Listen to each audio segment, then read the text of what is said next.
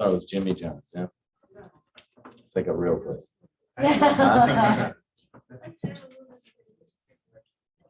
All right, so that's why we didn't get the burritos, but some people did close business over the weekend. Who got business over the weekend? 39. 39, give it up for Jen. I got a 212. Mhm. and 80, 80, 40, so 2. 42. Yes. All right, give it up for Sheila. And Michelle. Anybody else in here? 45, give it up for Val.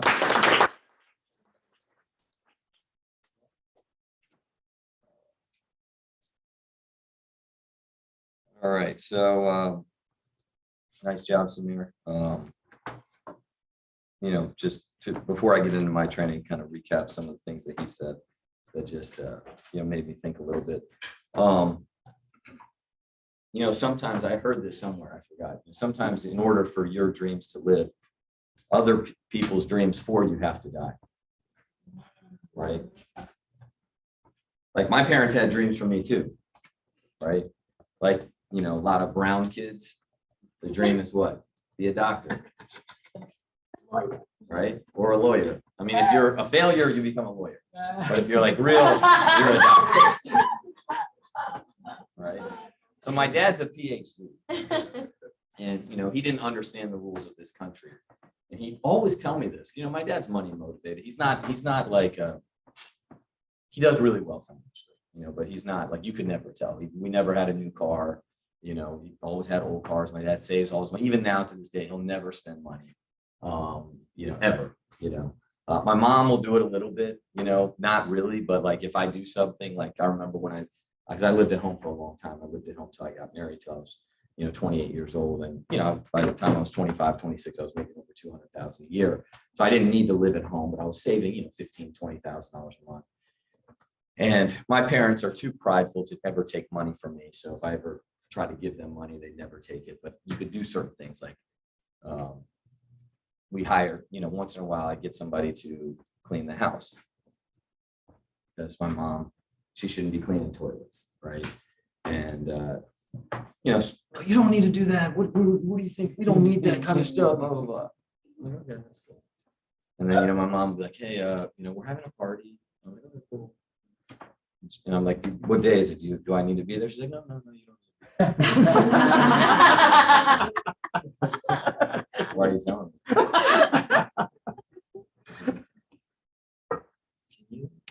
When is the cleaning? Oh, yeah. I got it.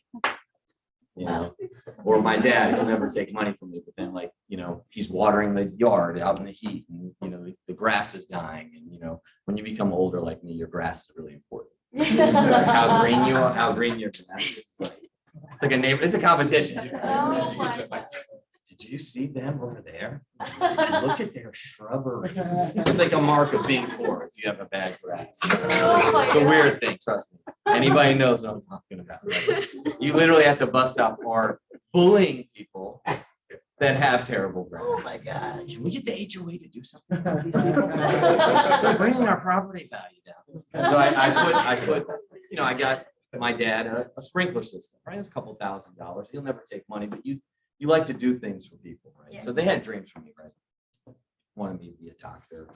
My dad told me, he's like, I have a PhD. He's like, if I knew how it worked in this country and who made money, he's like, I went to school, I passed all the exams. I could have been a medical doctor, but I was a PhD.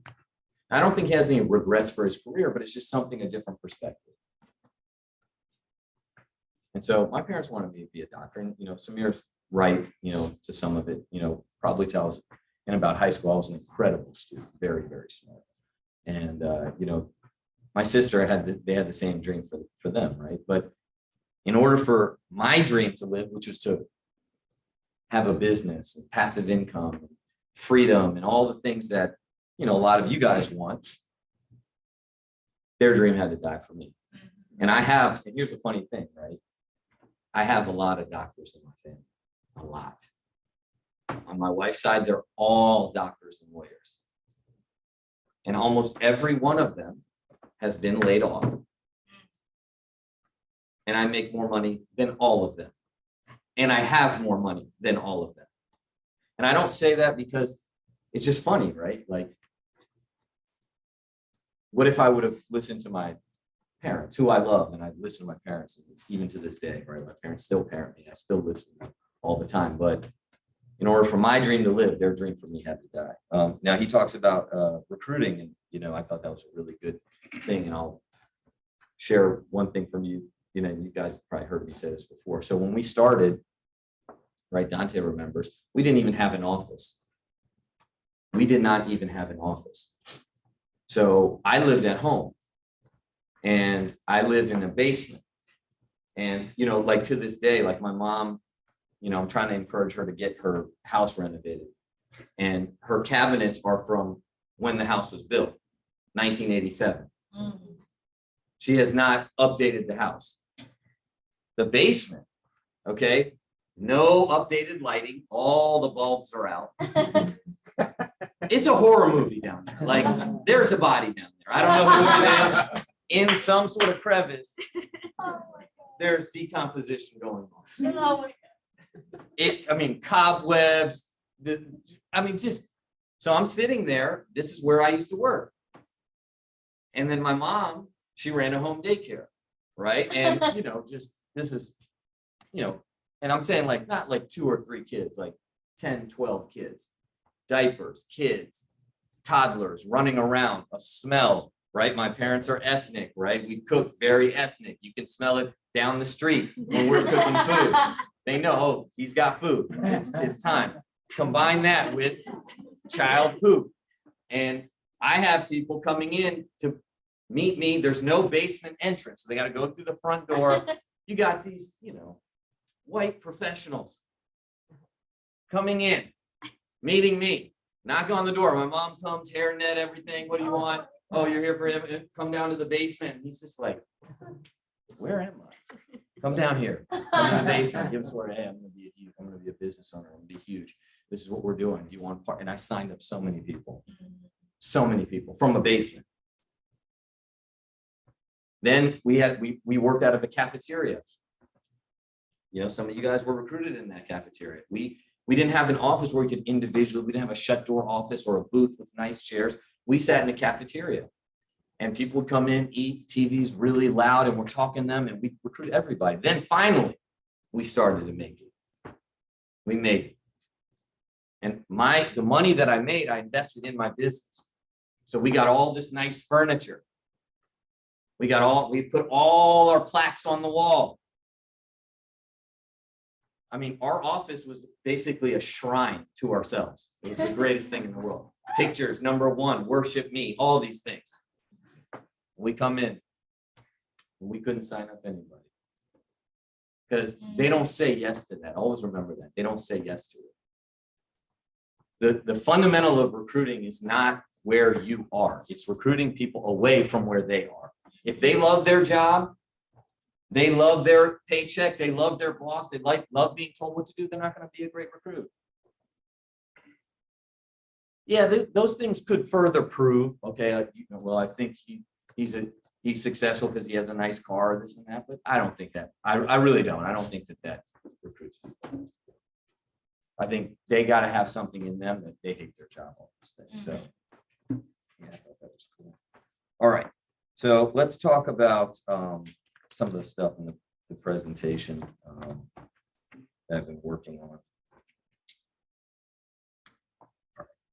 So, obviously, as we kind of navigate, and it's great to see a bunch of people. I love it. Enthusiasm.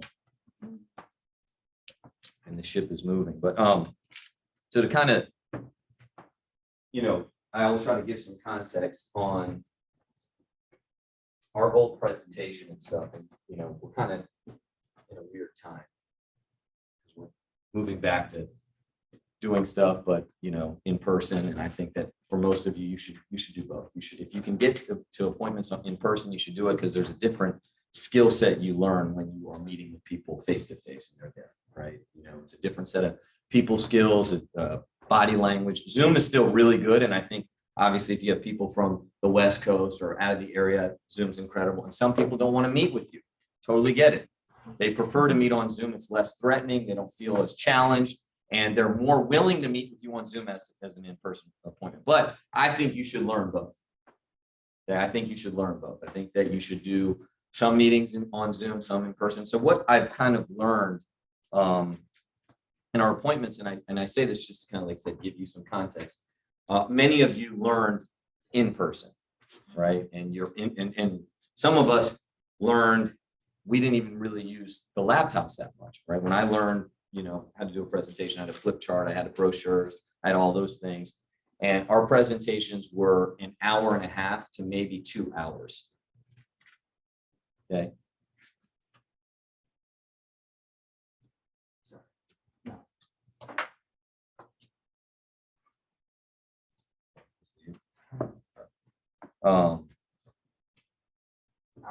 Hour and a half, 2 hours, right? That's not going to fly, right? Referral appointments, people don't want, training appointments. People don't want their time wasted. You got to be a lot faster and you got to get to the point a lot quicker. And, when people judge you and you're out there, and this is for everybody, I see a lot of new people here, and continue to show up to meetings and continue to bring people to meetings. That's a cheat code.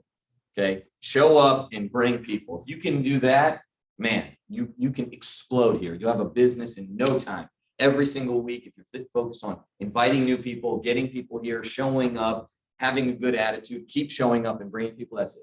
My business changed though, and I did that. That was step one. You can't go to step two before step one. But my business really changed when I started going on appointments. When I started going out in the field and I saw what we really did for people, breaking down policies, getting rollovers. I saw people at that time, we didn't have bank account routing numbers with apps. You had to write a check. And immediately when my trainer got a client to write a check, I said, oh, somebody's got paid. I realized that because in the beginning, I didn't even understand how do you make money here. But then when I saw he gave a presentation to my older sister wrote a check for an application for insurance and a college savings program. And I said, oh, someone's gotten paid.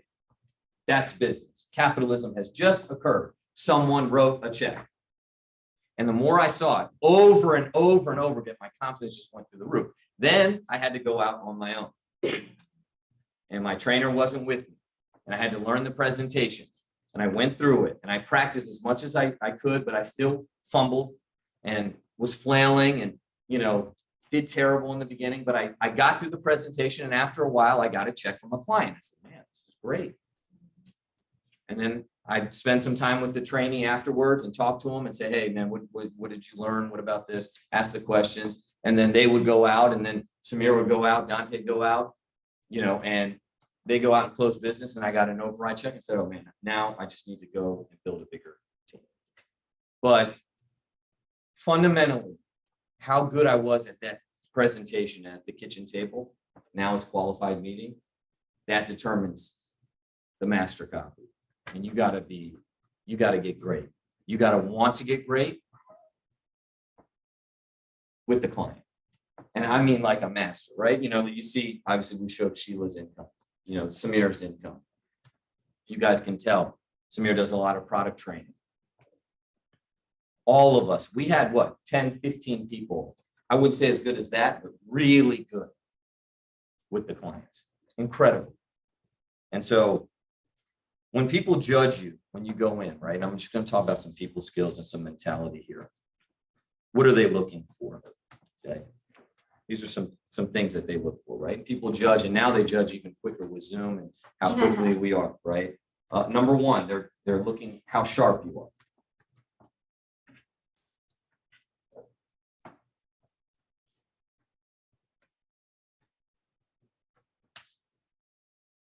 Sharp.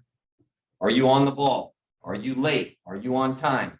Are you organized? Are you a problem solver? I don't talk fast, especially at the kitchen table. When I'm sitting down with people, I'm very slow. Why? There's a lot of reasons I don't want to talk fast. One, if I talk fast, people distrust that. Two, if I talk fast, it confuses them. Three, if I talk fast, usually my clients mirror me. If I talk fast, they talk fast. I don't want them talking fast. I want them thinking slow, and I want them to feel very comfortable about the decision. But if I'm like this, I know Samir's like this because I spend time with him outside of these just trainings. You have to have mental speed. I'm incredibly fast mentally. I talk slow because I want to calm them down. And when I first started in the business, I was always nervous, handshaking, right? No, we tease people a little bit, right? Like you can tell, I can tell when people present to me, their tone of voice, how they're talking, if they're nervous or not. I can tell. Like, body language with tonality in their voice, speed. And I can tell if someone's sharp or not. And I'm not just talking about intelligent, they're on the ball, right? So one, you look how sharp they are. Two, enthusiasm.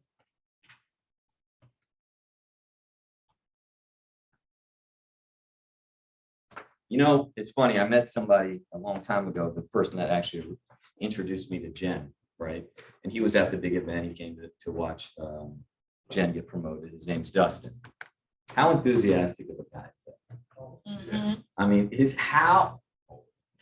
I promise you, you could always tell he's selling something great. Whatever it was, it could be this restaurant. You got, like, I remember he's the guy that introduced me to pho. I was like, huh? What is this thing? He's like, you've never had pho? I didn't know what it was. Then he told me it's food and noodles and water, and the way he said it. Yo, hey, Sheila, Shaq's never had pho. Selling it. You know, like, you gotta be enthusiastic about your product, man. Now, listen, you know, and I'm going to go through some of this in a little bit. What do I mean by that? It doesn't have to be a weird enthusiasm. That's off-putting, right? So like when in my op meeting, and some people have just seen it, right? When I go in the op meeting, you've seen me do it a bunch of times. When I first start, I mean, you can't even tell if I'm excited.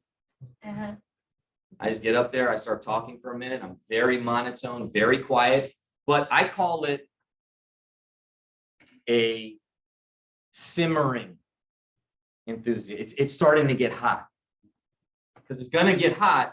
See, I'm not like to me, if you're just that I don't like that. That's just me personally. Okay, I like to simmer. I know everybody's more Jen. Hey everyone! Jen, it's 7:59. Coffee first. Right? Now, training is one thing. I know Jen doesn't do that when she's with a client. Do you? I'm being serious. Yeah. Right?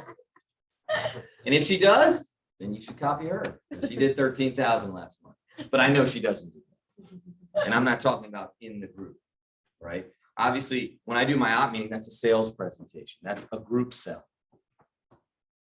So you got to learn how to manage your emotions, and they feel it bubbling. You can tell, like, I'm not saying that they know the volcano is going to erupt sometime, but not right away. That's the enthusiasm you want. You got to be excited about it. All right. An expert in your field, right? You have to be an authority figure.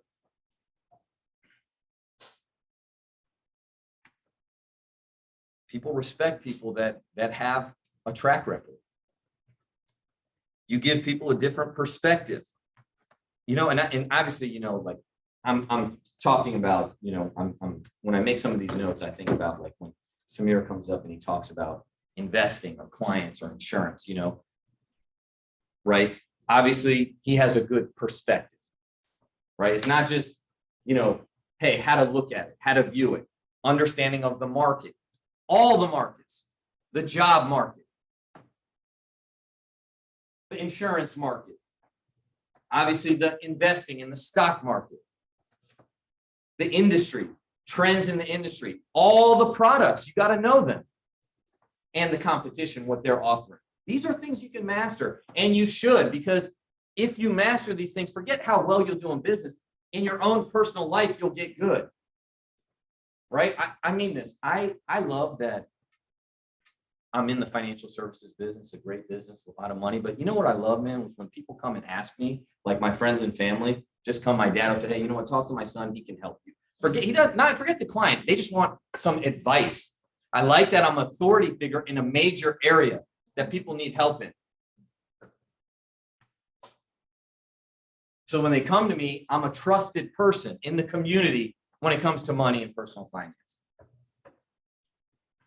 So 3 things. Number 1, that you're sharp. You're on the ball. You're a problem solver. Mental speed, mental agility, unique pace. 2, you're enthusiastic, right? What you're selling is great. You're excited about it. You're upbeat. You have good energy. And overall, you're positive. 3, you're an expert in your field.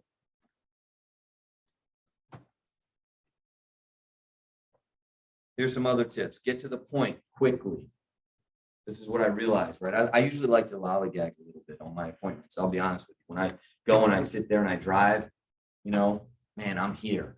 I've arrived. This client's very excited to see me, right? I'm a total narcissist at the kitchen table.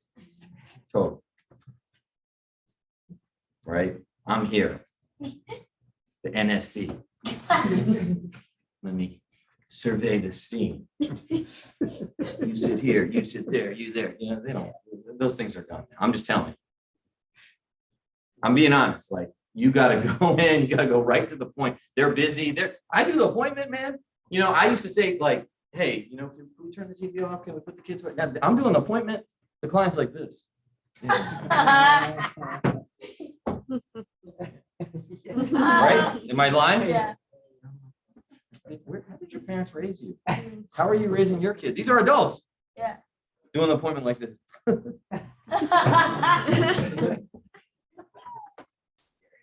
Right? Yeah. I mean, then sometimes they'll like they'll see I'm perturbed, so they're just sneaking. Yeah.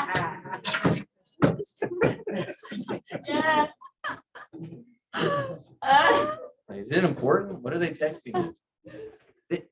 But I'm wasting their time. I'm being serious. You got to go right into it now. Yeah. I mean, you got to be quick. They have no attention span, right? So get to the point. Don't waste time. Now, what are we trying to do when we're there? Identify the problems. And you are going to be the solution. And, you know, I look at all these people that develop clients. You know, not making a sale. Making a sale is great, and that's the first step. But then there's a difference between making a sale and then developing the client. Client is long-term. Client gives you referrals. Client does business with you over and over and over again. A client is an advertisement for you. They talk about you. They don't just give you a referral. They introduce people, and they do the closing before you even get there. I guarantee Sheila has a lot of these. And in order to develop a client, you have to become an asset to that person. Somebody of value that they can count on, that they can trust, get back to them for the long term. You can help them, you can get them what they want in life. Now, some people skill issues, especially when it comes to language and how you can get and command people, especially when you're doing sales presentations. Number 1, tone of voice.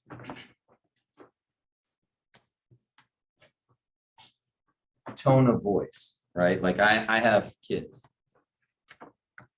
And I'm not talking, obviously, it's very obvious. You know, Isa, he knows.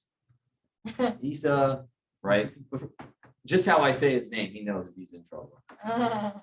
Right? If I say it a certain way, he comes running down, yes, Dad. You know, if it's not, if it's a nice thing, what? Right? What do you want? Right? But even if I give a little pause, he knows he's in trouble. Uh-huh. Like he knows, Issa. He knows I have a question for him. Uh-huh. Did you leave the water on? You didn't flush. It's not an anger. You know the anger one. But tonality is very important. That's how you lead clients. Right? Body language. You know, you've heard this from John Maxwell, but communication, I'm going to give rough numbers. Have you heard this, Ismaldo? How much, in terms of, if you have a scale of 100%, how much words actually account in that scale? Have you heard this before? 30%. Okay, good guess. Not right, but I think 40 to 60, 40 dollars, 40. so the actual words, which means what you say, is how much? 20%. You're getting there. It's 7%. Yeah. Okay, so 93% of communication is not your words. It's how you say the words. So it's inflection, it's tonality, it's body language, it's eye contact, it's non-verbal communication.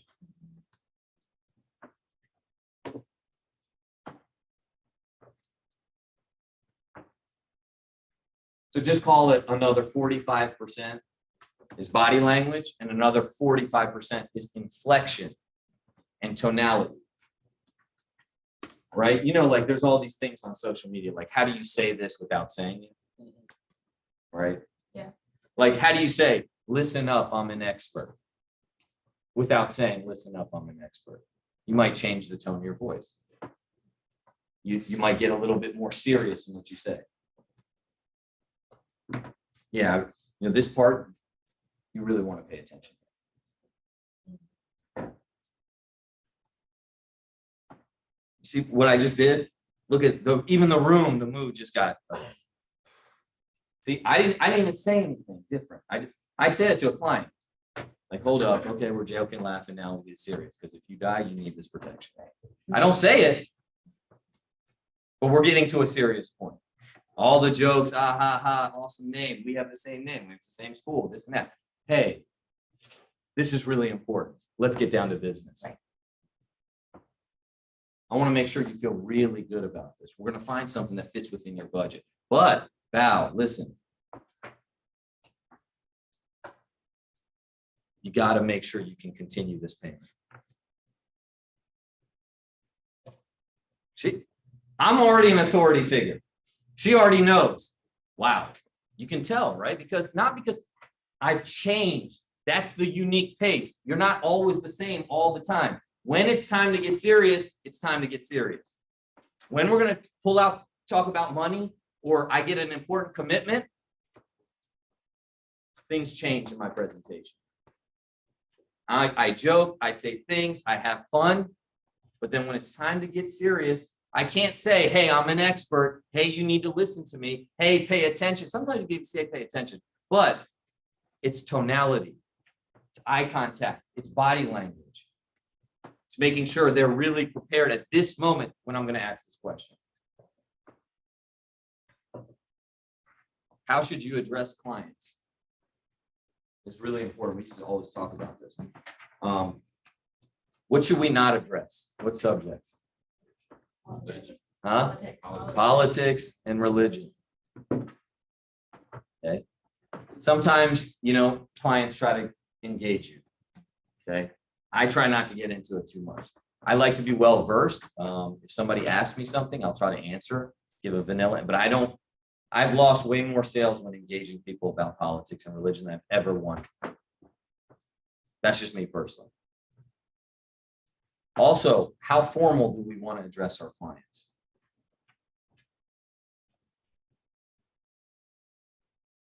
How formal are you, Shundo?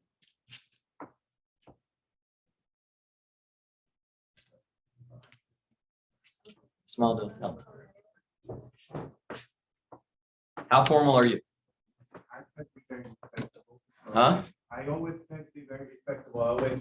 That's a great word. That's a great word. I like that word. You want to be respectful, almost how you address a friend. I try to, and listen, this has changed for me, and I want to be very clear about this, okay? Now that I'm 43 years old, now that I'm a parent, now that I have a teenage son, I know I'm a little bit older than I was when I first started. So I'm going to be, when I was younger, I wouldn't say formal, definitely very respectful. Extremely respectful, because I know people are really like, I'm doing fine. I've been working longer than you've been alive. What are you going to tell me about money? Right. And I had to earn that. Now, respect, like a good friend, respectful. I'm not going to make it super casual, right? I'm, you guys, right? Don't tell personal jokes, dirty jokes. You're not funny, by the way. I'm hilarious. Okay, so if anybody could do it, I could do it. I don't do it. Okay, so you want to be somewhat formal when dealing with people, but you also definitely, I like that word. It's a great word, respectful. Now, when you're talking, there's certain things that you want to convey. Sometimes you want to convey scarcity. That's another way where you can move a client. No, the only way you can get that is through this.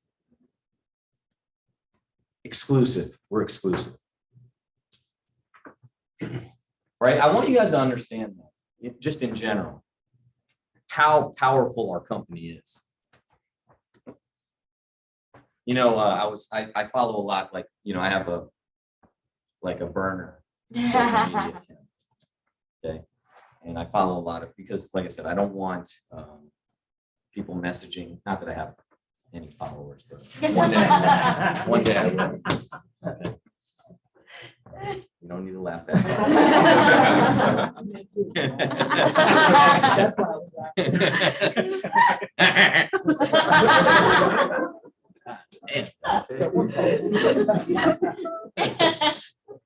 But so I follow a lot of insurance people. I follow a lot of, just people that I wouldn't follow my normal account because of the algorithm and all that stuff. And I follow insurance, people. I find out what they're selling, how they're selling it, how they're marketing, all these things. And so there's this company and they're having their convention and they were selling it. And they're like, yeah, we're going to have 5,000 people at their convention. And I was thinking, like, Mario Arizona has more than 5,000 people at his hierarchy school. Willie has more than 5,000 people. There are a lot of actual people. There's probably 20 or 30 people in our company that have fast start schools or hierarchies around the country that have more than 5,000 people. And so when you see how, now we're a group of misfits, we'll take anybody, we serve people that normally do not get served, but you got to make it exclusive. It's a little different. Who you work with, how we take you on, what we expect of you. And it's not what you say. Remember, you can't say, I'm an expert. Listen to me. You throw in the words. Like yesterday, Ramon and I were working with the client. And the client went in COD. And money is an issue for her. She got approved. Very shocked that she got approved. When I was telling her, I said, hey, listen, and I got on the phone. We did a good job, got me on the phone. And then what I said, listen, I just want you to know, the rate only goes up from here. So think about it all you want, but get as much as you can afford, because after this, you're going to want more coverage. Because everybody, when they're older, they want more coverage. And when they get more unhealthy, they want more coverage. It's only going to be more.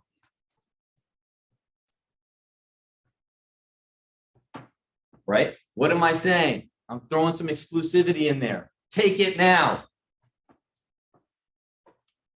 I know money's tight. It's only going to get worse. I didn't say that directly, but I said it. Now, at the very least, depending on where she goes, at least we'll lock in whatever amount she has, because she knows if she cancels this or it lapses, she's not going to get coverage again because she barely got approved.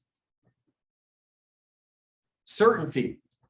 Sometimes you have to have certainty in your tonality.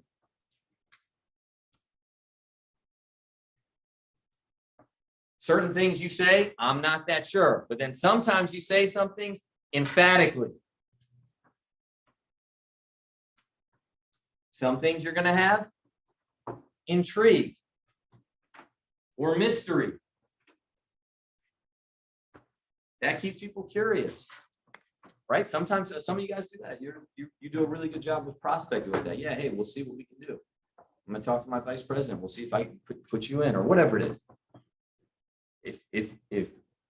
If they're okay with it, maybe they can take you on the appointment, right? Just tonality. You also have to be reasonable. You ever meet people that, you know, they don't even listen to what you say? Sometimes I'm not going to change my mind, but I'll at least listen. I'll repeat back to you what you say. And then I'll go again on why this is really important this way. But I listen to you.